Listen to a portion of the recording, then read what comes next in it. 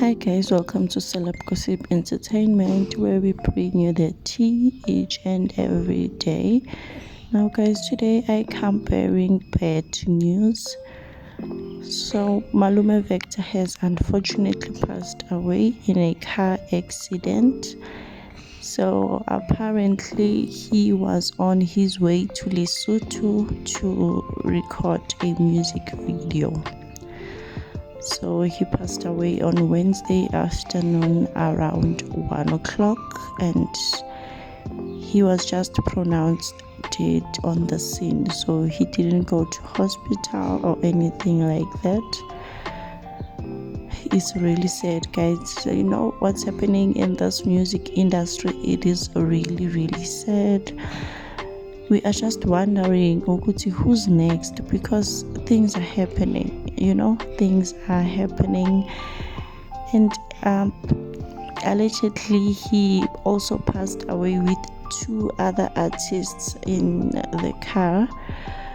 So I'm not sure about that, but with him, I am sure that he indeed passed away, because even Ambitious Entertainment posted a statement. This is what they posted. They said, "With heavy hearts, we mourn the passing of a shining beacon.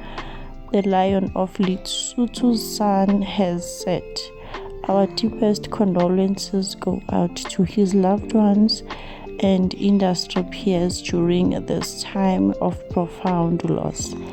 Rest in peace, Malume Vector." Oh my God, guys. In Sonja, we were robbed at this stage. We were robbed because he was going to shoot a music video for us, and who knows, maybe it was going to be Song of the Year. Like, we were really robbed, guys.